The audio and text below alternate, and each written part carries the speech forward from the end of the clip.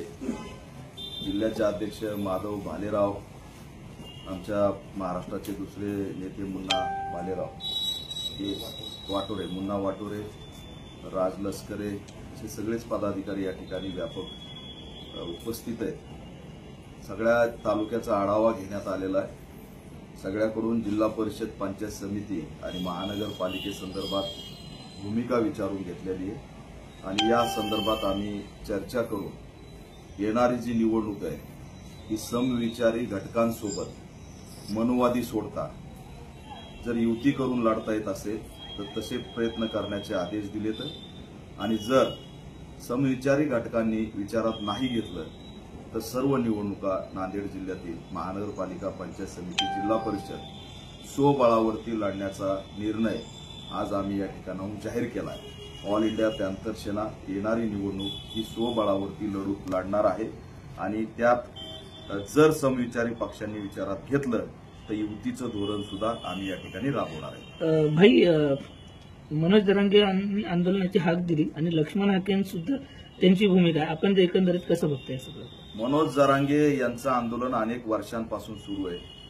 ते सामाजिक आंदोलन आहे आणि या सामाजिक आंदोलनाला ऑल इंडिया पॅन्थर सेनेने कायम पाठिंबा दिलेला आहे। संतोष देशमुखच्या हत्याकांडापासून आम्ही सक्रिय सहभाग घेऊन संतोष देशमुखला न्याय द्यावा, मनोज जरांगेचं आंदोलन सुद्धा मराठा समाजासाठी एक महत्त्वाचं आंदोलन आहे।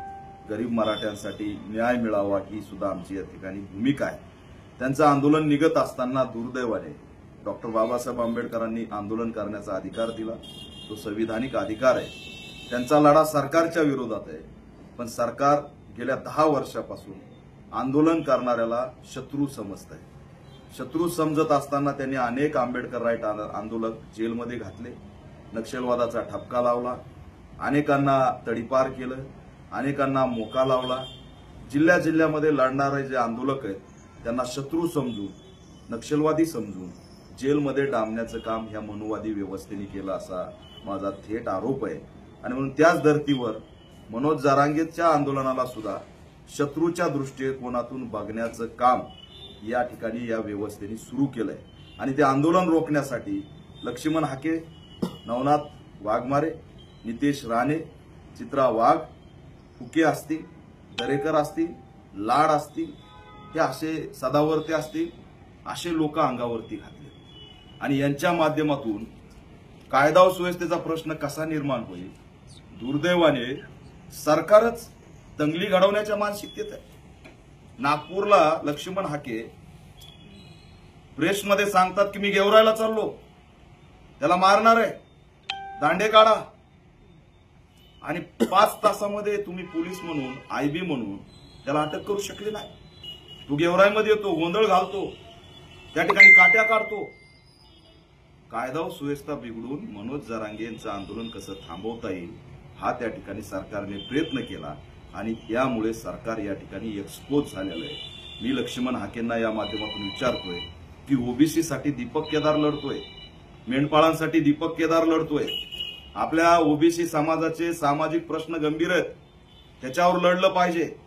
जर मनोज जरांगेंच्या आंदोलनाचा लढा जो सरकारच्या विरोधात असेल तर व्यक्तिगत लढाई तुम्ही का करताय आणि कुणाच्या इशाऱ्यावरती करताय?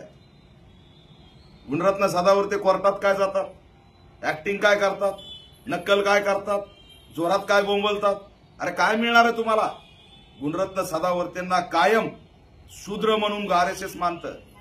गुणरत्न सदावर्तेंना आमदार केलं नाही, खासदार केलं नाही। किती दिवस झालं गुणरत्न सदावर्ते या व्यवस्थेची हुजगेगिरी करतायत? काय दिलं सरकारने, काय दिलं आरएसएसने? कारण आरएसएसच्या दारामध्ये सदावर्ते सुद्धा शूद्र आहेत, गुलाम आहेत आणि त्यांना गुलामीची वागणूक दिली जाते। त्याच्यामुळे मी त्यांना सुद्धा आवाहन करतोय की अशा पद्धतीने सामाजिक तेढ निर्माण होईल। गावागावामध्ये प्रश्न गंभीर आहेत। मला सांगा ना, सदावर्ते एखाद्या दलित अत्याचारासाठी कोर्टात गेलेत का? अनेक तरुण मारले, गाय चोर केली म्हणून खामगावमध्ये रोहन पैठणकर मारला, सदावर्ते गेले कोर्टात। एखाद्या सोमनाथ सूर्यवंशीसाठी गेले कोर्टात, कोणत्या दलित अत्याचारासाठी गेले कोर्टात। मनोज जरांगेच्या विरोधात कोर्टात जायचं, सामाजिक आंदोलनाला रोखायचं, दिशाभूल करायची। लक्ष्मण हाकेंनी सांगायचं मी सामाजिक न्यायासाठी लढतोय। अरे बाबा, ब्राह्मण महामंडळाची स्थापना झाली, परशुराम महामंडळ ते काय सामाजिक न्याय आहे? त्याच्या विरोधात नाही बोलायचं? सांगा ना. परशुराम महामंडळाला 6 IAS अधिकारी, 10 लाखाची योजना. महात्मा फुलेचे निधी कुठे आहे? अण्णाभाऊ साठेंचा निधी कुठे आहे? त्या ठिकाणी असणारं वसंतराव नाईक महामंडळाची काय स्थिती आहे? मौलाना आझाद महामंडळाची काय स्थिती आहे?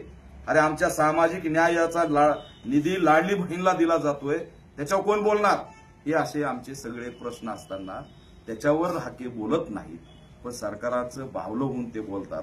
आणि म्हणून आम्ही या सगळ्यांच्या विरोधात आहे आणि त्यांना आवाहन करतो की तुमची इमेज गमावू नका, थिल्लरपणा करू नका. सर, सामाजिक चळवळ किंवा आंबेडकरी चळवळ दाबण्याचा प्रयत्न केल्या जात आहेत या महायुती सरकारकडून, असं आपण सांगितलं. पण आज आपल्या पक्षात प्रवेश करणाऱ्या नवे तरुणांना, जसं नांदेड हे गड आहे, इथले पहिले खासदार आमदार असतील, हे शेड्यूल कास्ट फेडरेशन असतील आणि बाबासाहेबांच्या रिपाईकडून आलेले आहेत, हे घर म्हणून ओळखलं जातं नांदेड. तर या परिस्थितीत आपली सामाजिक आणि आर्थिक स्थिती एकदम दाबण्याचा प्रयत्न युतीकडून होतोय. तर कार्यकर्त्यांना काय आवाहन करा नवीन पक्ष? कार्यकर्त्यांना या आताच्या बैठकीतून सुद्धा मी आवाहन केलंय की येणाऱ्या निवडणुकीत पैसे वाटायला कोणाचे जाऊ नका. राजकीय भिकारपण आपण सोडलं पाहिजे. आपलं स्वतंत्र अस्तित्व आहे नांदेडमध्ये. तुम्ही जसं सांगितलं, खासदार आमदार इथं 12-12, 15-15, 20-20 नगरसेवक आमचे निवडून आलेले आहेत. इथं आमची ताकद आहे, पॅन्थरपासून ताकद आहे आणि ती पुन्हा स्वाभिमानाने उभा करण्यासाठी आम्ही प्रयत्न करणार आहेत. मधल्या काळात मताचं विभाजन आणि पैशाच्या बळावरती EVM हॅकिंग करून आम्हाला या ठिकाणी दिशाभूल केली, पण येणाऱ्या काळात आम्ही ते सगळ्याच्या विरोधात भूमिका घेऊन या ठिकाणी आमचं अस्तित्व नव्याने निर्माण करणार आहे. ठीक, ओके.